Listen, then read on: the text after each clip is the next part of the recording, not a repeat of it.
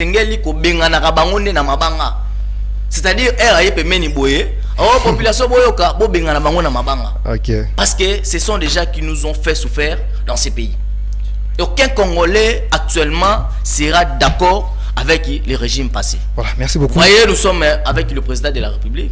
Ce que la jeunesse congolaise doit faire maintenant, c'est d'accompagner le président de la République dans ses réalisations, dans sa mission. Oh, il faut amener Congo na place, il y a bien. Madame Yannick, voilà.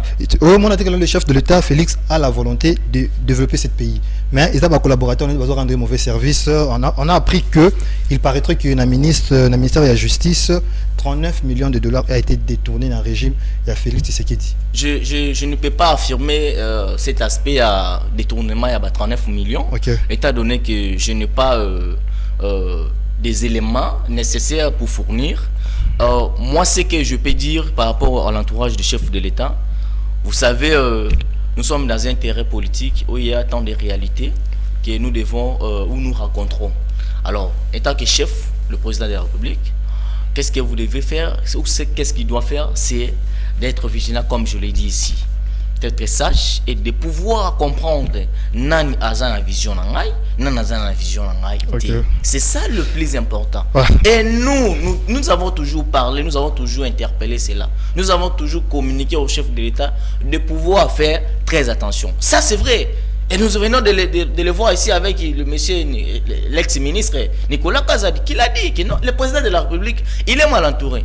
Qui va ignorer ici que Nicolas Kazadi est parmi les meilleurs, les plus proches du chef de l'État. Et lorsque l'un de ses proches prononce de tels propos que non, voilà, le président de la République, il est mal entouré. C'est-à-dire qu'il connaît, il a des éléments, il a assez de la connaissance sur cet aspect. Voilà, merci beaucoup Yannick Walika. Nicolas Kazadi, mais on va en parler dans Souka. Je prends Emmanuel Kabundingoyi, président et jeunesse ya Mongafula.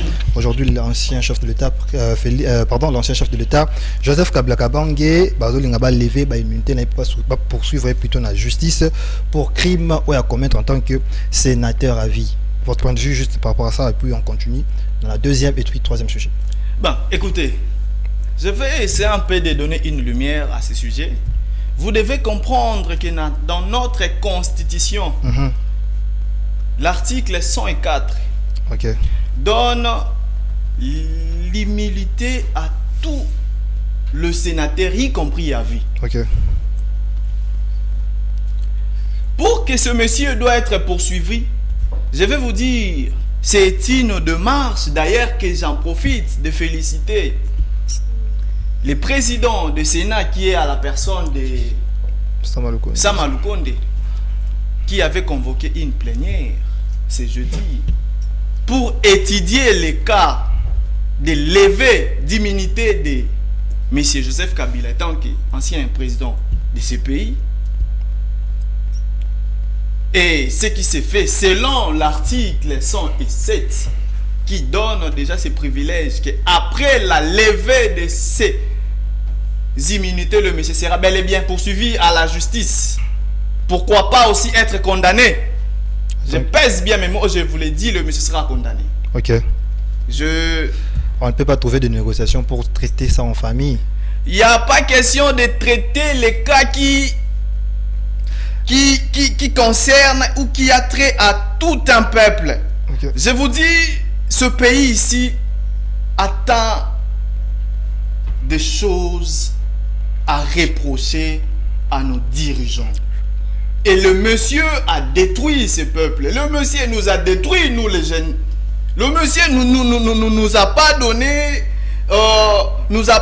cette opportunité là d'être là et de faire avancer le pays. Je vais vous dire, mon frère, vous savez que le monsieur a été aussi vu à Goma. Vous avez des preuves sur ça? Oui, effectivement, mon frère. Je vais parler. Les vidéos qui... Attends. Je veux parler. Apparemment, la vidéo, tout est acquis sur qui? Ce ne sont pas les vidéos. Moi, je te parle. Voilà. Aujourd'hui, nous avons tous suivi la plénière qui s'était passée le jeudi. Nous avons écouté le rapporteur qui nous a fait un bon lecture. Voilà. Qui nous a témoigné. Et nous avons même un témoin qui l'est. qui cite bel et bien les noms de ce monsieur. Tanga Kombo. Monsieur Eric Kankou, que vous ignorez, peut-être vous n'avez pas des informations. Moi, je vous donne des informations, allez vérifier. Ok. C'est partout, dans toute le scène. Et vous dites que non, il n'y a pas de preuves. Vous voulez encore voir des preuves? Vous voulez voir quoi? Vous voulez encore écouter quoi? Lui, il a témoigné. Le monsieur, on a une personne physique. On n'a pas on a une personne physique qui est là, qui témoigne qu'il était parmi des gens qui complotaient en fait pour assassiner l'actuel président de la République. Vous avez des preuves? Mon frère, quand je te dis, je cite même les noms, qui est cité même au plénière. Toi, tu n'as pas suivi la plénière. J'ai suivi cette plénière de ce jeudi. Voilà la dame, notre rapporteur, qui nous a cité bel et bien les noms d'Eric Kankou, qui dit participer. Et ils ont eu même des choses là, mon frère. Et le monsieur, nous avons même des scènes qui témoignent avoir vu M. Joseph Kabila À Goma. à Goma. Et en dehors de ça, À Goma avec qui? je vais parler, mon cher. Il faut savoir que nous sommes de jeunes, nous observons et nous analysons le fait. Et sur ce, il faut savoir que dans ces dossiers de Joseph Kabila, c'est pas question ou c'est pas un sujet à négliger. Parce que beaucoup de gens disent que le monsieur n'était pas à Goma, le monsieur... Non, je vais vous dire, il faut bien suivre. Il faut avoir l'oreille à bien capter toutes les informations pour savoir distinguer les vrais et les fausses. Mon frère, moi je vous dis ici. Si Et vous nous confirmez bien que l'ancien président était à Goma?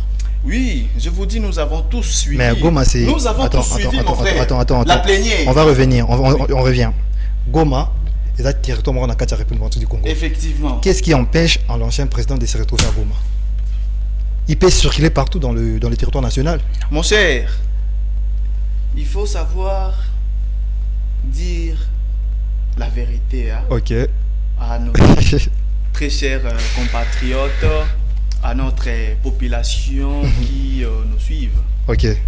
À ce qui concerne l'arrivée de ce monsieur à Goma, ça a été prononcé, ça a été divulgué dans plusieurs chaînes ici. Et il y a aussi des chaînes internationales qui ont divulgué ces informations et ces images. Il ne faut pas chercher à camoufler la vérité. La vérité reste la vérité. Et le monsieur, je vous dis ici, déjà ce qui se passe actuellement au Sénat, j'ai béni Dieu parce que ça se passe très bien. Vous avez vu déjà, on a mis déjà une commission en charge pour traiter ces dossiers. Et nous sommes ici avec vous, que les jours qui viennent, le monsieur sera jugé voilà. Et sera aussi condamné. Merci beaucoup Emmanuel Kabundi, président de la jeunesse. Il y a Monga Foula. On va entamer directement notre deuxième sujet. Pour lui, l'ancien président Joseph Kabila s'est bien retrouvé à Goma. On est selon information.